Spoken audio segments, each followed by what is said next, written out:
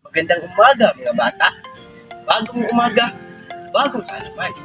Ako nga pala, inyong Kuya Mark, at nandito na naman tayo sa ating paboritong channel, ang History TV.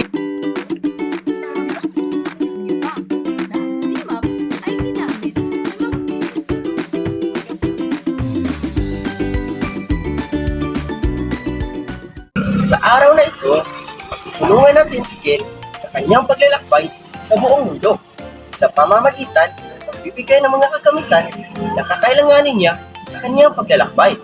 Maaasahan niya ba kayo? Magaling at bukas ang loob ninyong tumulong. Tara na! Oh no! Hindi makakapagyan si Kuya Ken! Ano kaya sa tingin mo ang bagay na magagamit niya sa kanyang paglalayag?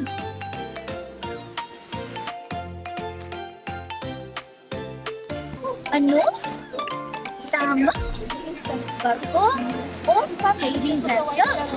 Ano ba na ang mga barko o sailing vessels ay ginamit ng mga Europeans sa paglalakbay, pakikipagkalakalan at sasakyang militar para sa pananakop.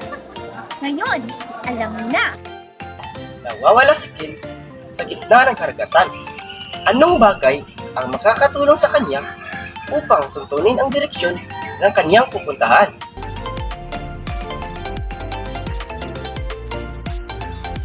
Tama! Kumpas! Alam niyo ba na ang kumpas ay ginamit ng mga Europeans upang tuntunin ang direksyon sa tubig karagatan na siyang nakuha nila sa mga Chinese at Arabs sa kanilang pakipagkalakalan.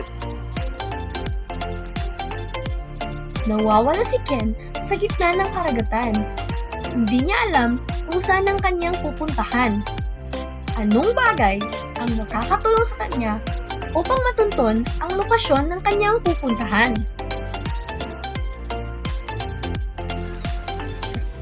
Tama! Sea-map o mapa ng karagatan.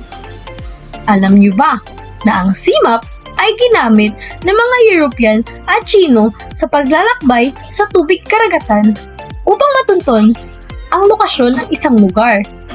Isang teknolohiya na ginamit pa rin hanggang sa kasalukuyan.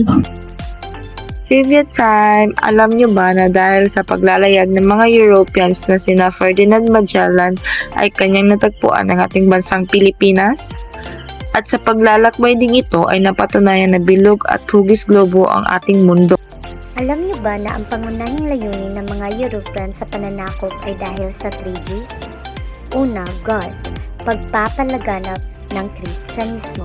Pangalawa, gold, pagpaparami ng ginto o kayamanan. At ang panghuli, glory, upang magkaroon ng kapangyarihan at pamumuno sa mga bansa. At naging bahagi na rin sa pagpapaunlad ng ekonomiya ng mga Europeans ang pananakop ng iba't ibang bansa sa rehiyon ng Asya, Hilaga at Timog Amerika upang palakasin ang kanilang pwersa at kapangyarihan. Ngayon, kumpleto na ang kailangang gamitan ni Ken. Handa na siyang lakbayin ang mundo. Salamat sa inyong tulong. Hanggang sa muling pagkikita!